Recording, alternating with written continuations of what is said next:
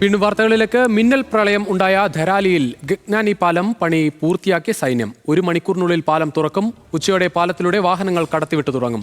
അതേസമയം ധരാലിയിൽ രക്ഷാപ്രവർത്തനം പുരോഗമിക്കുന്നതിനായി ഏകോപന ചുമതലയുള്ള സ്പെഷ്യൽ ഓഫീസർ സുർജിത് സിംഗ് ചവാൻ രക്ഷാപ്രവർത്തനം പുരോഗമിക്കുകയാണെന്ന് അറിയിച്ചിട്ടുണ്ട്. മൊബൈൽ ഇന്റർനെറ്റ് സേവനങ്ങൾ പൂർണ്ണമായും പുനഃസ്ഥാപിച്ചെന്നും സുർജിത് സിംഗ് ചവാൻ ന്യൂസ് മലയാളത്തോട് പറഞ്ഞു.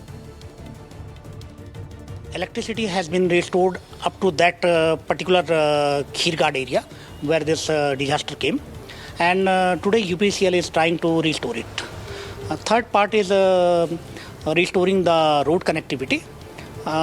By 12 or 1 o'clock, our Valley Bridge and Limsey Guard will be completed today, and we are hoping to send the vehicles of PWD, BRO and BG to another side. IG SDRF Arun Mohan Joshi Sahab is himself looking after the things at the ground zero, and apart from there, Commandant LTRF and his team is working there. കൂടുതൽ വിവരങ്ങളുമായി ഉത്തരാഖണ്ഡിൽ നിന്ന് ശരത്ലാൽ ചേരുകയാണ്. ശരത്ത്, ബേലിപ്പാലം അതിവേഗം പൂർത്തിയാക്കാനായി, അതോടൊപ്പം ഏറ്റവും പ്രധാനം ഈ പരമാവധി ആളുകളെ അവിടെ നിന്ന് എയർലിഫ്റ്റ് ചെയ്യാനായോ? ഇന്നത്തെ രക്ഷാപ്രവർത്തനം ഏത് രീതിയിലാണ് ക്രമീകരിച്ചിരിക്കുന്നത്? രുചീഷ്, വളരെ പ്രധാനപ്പെട്ട 90% ആൾക്കാരെ അവിടെ നിന്ന് ഇന്നലെ രാത്രിയോടുകൂടി എയർലിഫ്റ്റ് ചെയ്തു എന്നാണ് കോർഡിനേഷൻ ഉള്ള സ്പെഷ്യൽ ഓഫീസർ നമ്മളോട് അല്പസമയം മുമ്പ് പറഞ്ഞത്.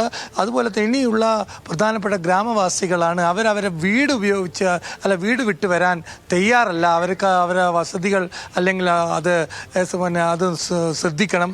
അതുകൊണ്ട് തന്നെ ആ 10% പേര് അവിടെ നിന്ന് പുറത്തേക്ക് വരാൻ, അവരെ പുനരധിവസിക്കാൻ അവരിപ്പോൾ തയ്യാറാവുന്നില്ല എന്നതാണ് ഏറ്റവും അധികൃതർക്ക് ഉള്ള തലവേദന. ഏതായാലും ഒരു കാര്യം ഉറപ്പാണ്, ഇന്ന് ഉച്ചയോടുകൂടി പാലം തുറങ്ങുന്നതോടുകൂടി തന്നെ വലിയ ഹെവി മെഷീൻസ് ഒക്കെ ധരാലിയിലെത്തും.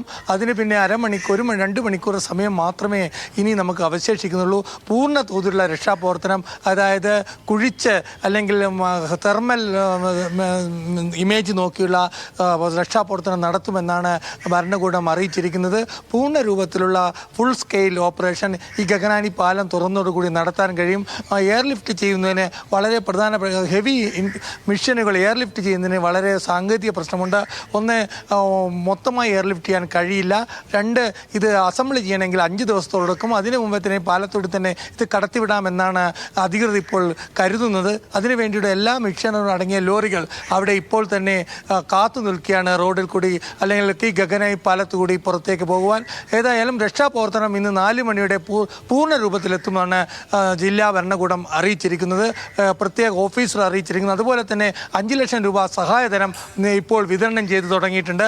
ദുരന്തത്തിൽ ബാധിക്കപ്പെട്ട എല്ലാ വ്യക്തികൾക്കും കുടുംബങ്ങൾക്കും 5 ലക്ഷം രൂപ വീതം സർക്കാർ ഇന്നലെ പ്രഖ്യാപിച്ചു. അതിൻ്റെ വിതരണവും ഇന്ന് ആരംഭിച്ചിട്ടുണ്ട്. ഏതായാലും വിവിധ സന്നദ്ധ സംഘടനകളും കൂടുതൽ റിലീഫ് മെറ്റീരിയലും ഇവിടെ ഗഗനാനി പാലത്തിനടുത്ത് എത്തിച്ചിട്ടുണ്ട്. കൊടീക് മഹേന്ദ്ര, പഞ്ചാബ് നാഷണൽ ബാങ്ക്, സ്റ്റേറ്റ് ബാങ്ക് ഇവരൊക്കെ അയച്ച നിരവധി സന്നദ്ധ സേന അടച്ച ദുരന്ത ബാധിതർക്കുള്ള വസ്ത്രങ്ങളും ഭക്ഷണവും ഇവിടെ ഇപ്പോൾ കെട്ടിക്കിടക്കുകയാണ്. കാരണം ആ പാലം ശരിയായാൽ മാത്രമേ കരമാർഗമുള്ള രക്ഷാപ്രവർത്തനം തുടങ്ങുള്ളൂ. അതാണ് ഏറ്റവും പ്രധാനപ്പെട്ട വാർത്ത. പാലം പൂർത്തിയായിരിക്കുന്നു. എന്തായാലും പാലം പൂർത്തിയായത് വളരെ സന്തോഷകരമാണ്. ഇന്ന് ഉച്ചയ്ക്ക് 1 മണിയോടെ തന്നെ ആ പാലത്തിലൂടെ വാഹനങ്ങൾ കടത്തിവിടാനാകും എന്നാണ്, 1 മണിക്കൂറിനുള്ളിൽ തന്നെ കടത്തിവിടാനാകുമെന്നാണ് കരുതുന്നത്.